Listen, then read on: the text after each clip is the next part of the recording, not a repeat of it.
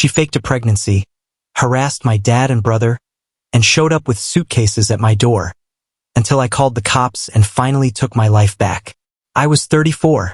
At that time, I had been in a relationship for nearly 3 years with Claire, who was 29.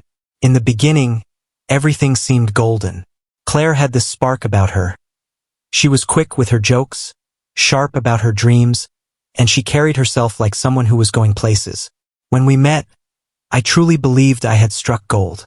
Life with her felt fun, adventurous, and bright.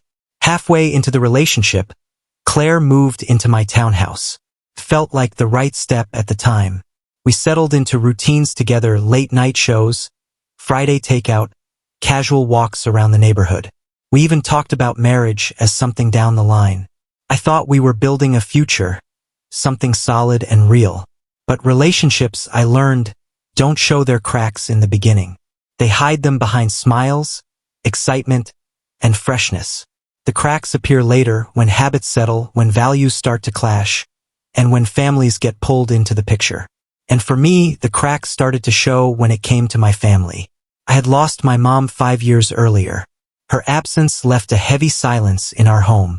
My dad, Richard, who was 62 then, tried to hold the pieces together for me, and my younger brother, Matt, who was 26. Dad wasn't clingy, but he was a man who believed family was worth showing up for. After Mom's passing, I made a quiet ritual with him: Sunday barbecues at his place.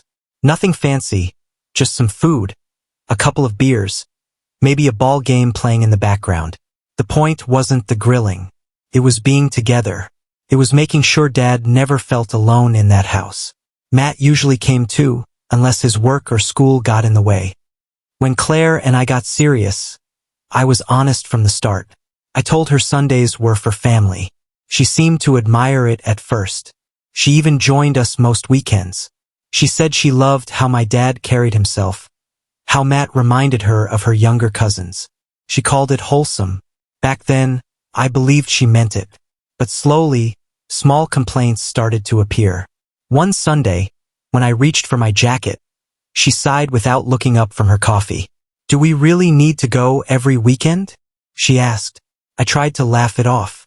"It's just a few hours. You don't even have to come if you don't want." She still came, though her enthusiasm was dimming.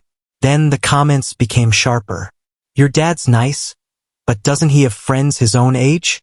Matt's still in grad school. Isn't that just an excuse to avoid real life? Why do you always cover for him?"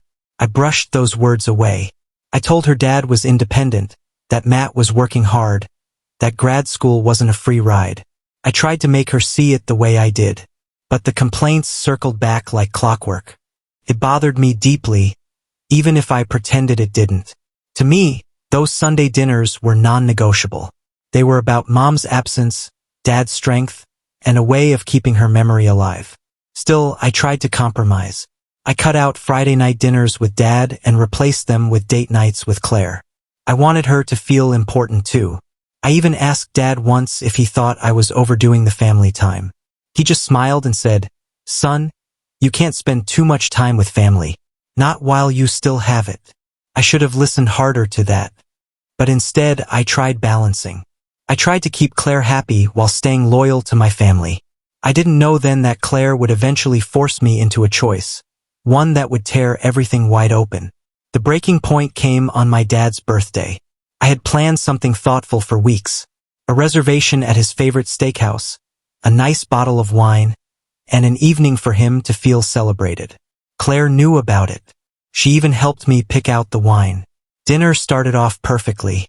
Dad was glowing, sharing old stories, laughing louder than I had heard in a long time. Matt was cracking jokes. The server kept our glasses full. For a moment, it felt like a perfect night.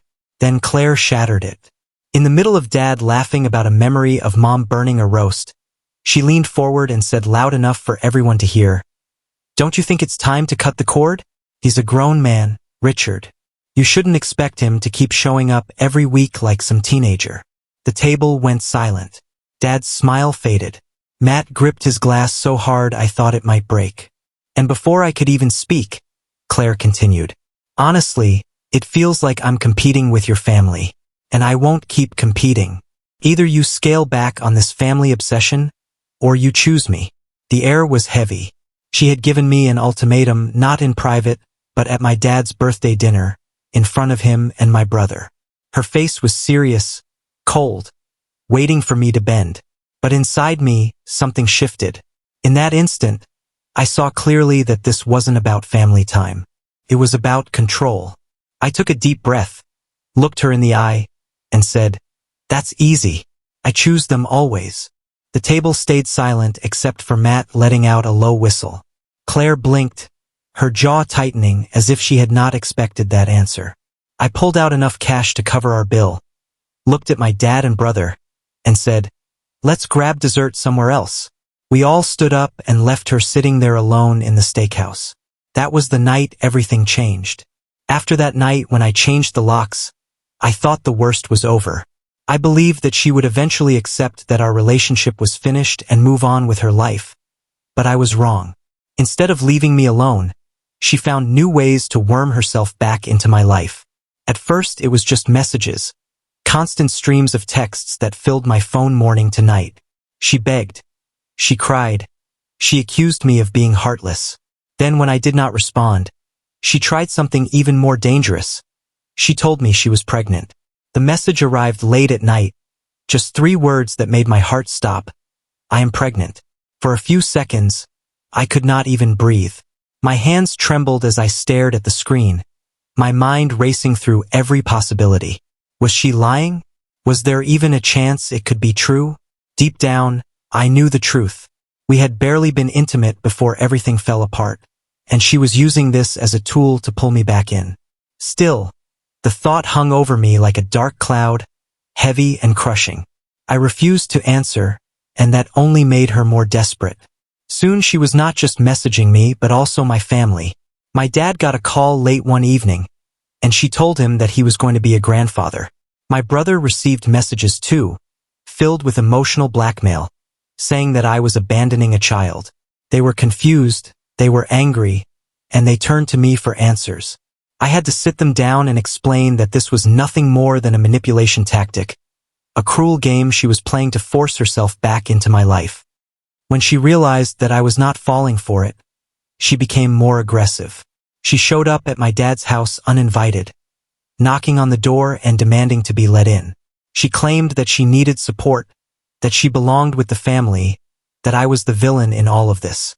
My dad, already tired of her games, told her firmly to leave. My brother stood behind him, protecting our home, making sure she did not force her way inside. The scene was chaotic, neighbors peeking out of their windows as she yelled and cried in the driveway, refusing to accept reality. But the worst moment came weeks later.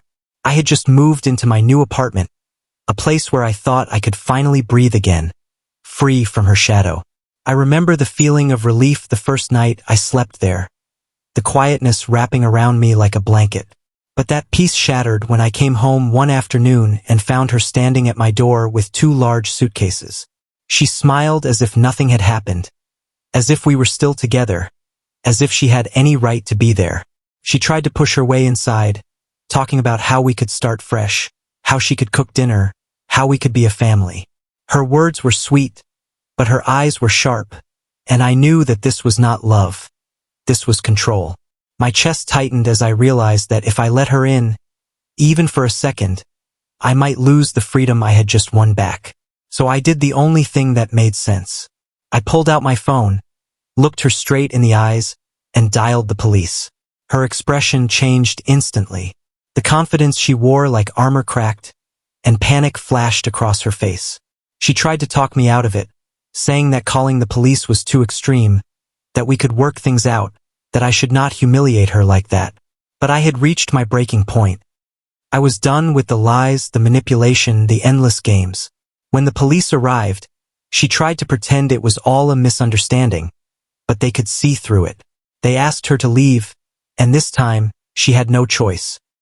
As she walked away, dragging her suitcases behind her, a strange calm fell over me.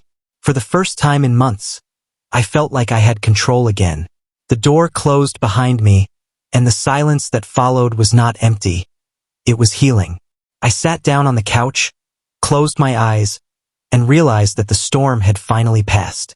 She could no longer touch me, no longer harass my family, no longer threaten the life I was building.